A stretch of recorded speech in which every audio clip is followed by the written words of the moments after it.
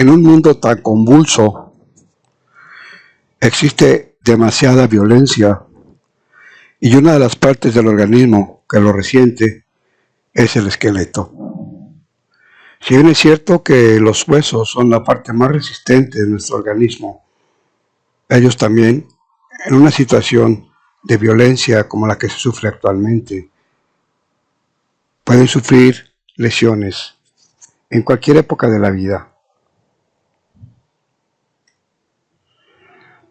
Fractura se define como una pérdida de la integridad ósea por una lesión mecánica y o disminución de la solidez del hueso. Puede variar de manera independiente. Aquí de entrada vemos dos fracturas que desafortunadamente suelen suceder en personas de edad, sobre todo en mujeres. La primera es una fractura del cuello del fémur, que como pueden ver ustedes por la situación que tiene este cuello, pues fácilmente se puede romper cuando existe osteoporosis o algún otro problema que debilite al hueso. O también este otro, donde existe una fractura lineal y permite con ello la ruptura o la separación del fémur. Recordando que el fémur es un hueso que soporta el peso del cuerpo. ¿Cuántos tipos de fracturas hay? Está la fractura cerrada, donde la piel adyacente está intacta. Vemos que hay fractura porque se puede transparentar a través de la piel o a través de una radiografía. Abierta, el hueso se comunica con la superficie de la piel. Materialmente se le ve el hueso a la persona. Con minuta, el hueso está muy fragmentado. Está hecho talco.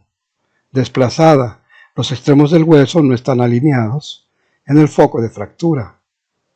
Estrés, fracturas por estrés. Bueno, es una fractura de aparición lenta después de un periodo de aumento de actividad física en el que el hueso soporta carga repetitiva, como suele suceder en las personas que caminan mucho tiempo y que no están suficientemente adaptadas a ese ejercicio. Fractura en tallo verde. Se extiende solo parcialmente a través del hueso, pero no lo separa. Esta es frecuente en la infancia cuando los huesos son blandos. Fractura patológica. Esta es una fractura que se presenta cuando existe alguna situación anómala del propio hueso, un hueso debilitado por una enfermedad subyacente, por ejemplo un tumor.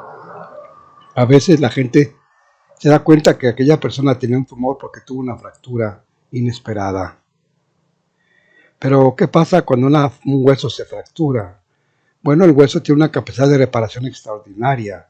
Hay dos células, los osteoblastos y los osteoclastos, que aunque no haya fractura, ellos están trabajando constantemente, pero cuando está la fractura, con mayor razón.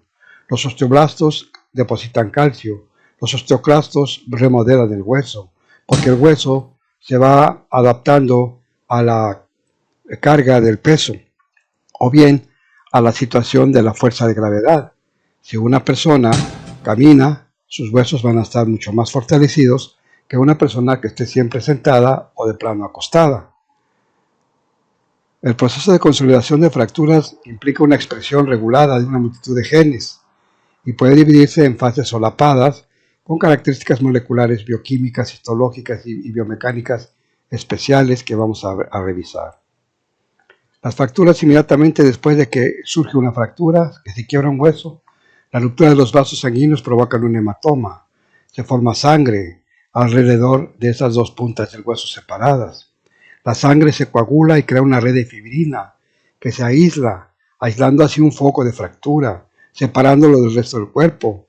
Pero al mismo tiempo hay un entramado para la llegada de células inflamatorias y estas atraen a su vez fibroblastos, que son células muy sencillas pero que generan una enorme cantidad de tejido fibroso y finalmente de capilares nuevos. Así comienza a consolidarse la fractura. Aquí apreciamos cómo se consolida por fases. Primeramente dijimos hay un hematoma en la zona donde se quebró el hueso. Aquí vemos los vasos sanguíneos que llegan al hueso y que son los que van con la ruptura de este formando un cúmulo de sangre. Posteriormente viene una fase que se llama cuello blando, más o menos en la primera semana, como podemos ver aquí. Aquí vemos fibrocitos y cartílago y comenzamos a ver una nueva formación de cartílago que va a dar lugar a una osificación llamada osificación endocronial. Y aquí también vemos como los vasos sanguíneos entran en este callo y van a depositar calcio. Este calcio empieza a dar una forma que llama callo duro. Aquí vemos la consolidación de esta porción ya para la segunda semana, tercera semana, dependiendo la edad del paciente. Y vemos pues finalmente el callo duro una remodelación, donde entran las células que habíamos mencionado, los osteoblastos y los osteoclastos, acomodando el hueso y como si nunca hubiera pasado nada. Realmente es asombroso la manera en que el hueso cura, claro, en un hueso sobre todo de una persona joven, ya que las personas que tienen mayor edad, este tipo de circulación, este tipo de metabolismos se hallan con mayor lentitud. En la primera semana, los cambios principales son la organización del hematoma, como vimos, la producción de matriz de los tejidos adyacentes y la remodelación de los extremos fracturados. Este tejido forma un tejido fusiforme y predominantemente no calcificado, denominado callo blando, pero el callo proporciona cierto grado de unión, el procallo, entre los extremos de las partes fracturadas, pero no dan una rigidez estructural suficiente para soportar la carga. En la segunda semana, la parte blanda del callo se transforma en callo óseo. Las células óseas progenitoras, que son osteocitos, osteoblastos, osteoclastos, depositan trabéculas superiores óseas de hueso reticular con una orientación perpendicular al eje de cortical y en el interior de la cavidad medular. Aquí comienza la citoarquitectura y la biomecánica de la formación del hueso. En algunos casos, las células mesenquimatosas se diferencian también en condrocitos que producen fibrocartílago y cartílago hialino. Aquí vemos esta situación de fibrocartílago y cartílago hialino. El callo óseo alcanza su contorno máximo al final de la segunda o tercera semana y ayuda a estabilizar el foco de fractura. Entonces, en la segunda semana, que vienen siendo 14 días, ya podemos empezar a pensar en que la persona pueda empezar a apoyar levemente su extremidad fracturada. El cartílago nuevo formado a lo largo de la línea de fractura presenta una osificación endocrondal y puede realizarse apoyo en carga ya regulado. Entonces aquí vemos esta osificación endocondral, como podemos ver aquí, y ya finalmente empieza ya a tener una posibilidad de que la persona empiece a apoyarse en su extremidad fracturada. El callo óseo. Acá vemos el callo óseo y en estas primeras fases del callo se produce una cantidad excesiva de tejido fibroso, cartílago y hueso reticular. Al madurar el callo y soportar fuerzas de apoyo, van cargados de ser que éstas se absorban en las zonas que físicamente no soporten carga. De este modo disminuye el tamaño y la forma del callo y se restablece el contorno del hueso fracturado. Como ya vimos, por esos dos tipos de células como hueso laminar, y el proceso se consolida cuando se restablece la actividad de la médula ósea. Entonces vemos esta serie de procesos en los cuales interviene, aunque fuera paradójico, el hacer ejercicio, el comenzar a apoyar.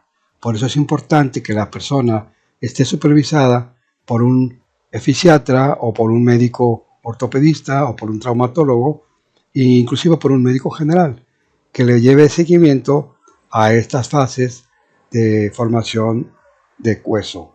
Es importante recalcar que las dos caras deben estar enfrentadas, a las partes que se habían separado, para que pueda ocurrir una buena osificación antes de que vaya a ocurrir algo que se llama pseudoconsolidación.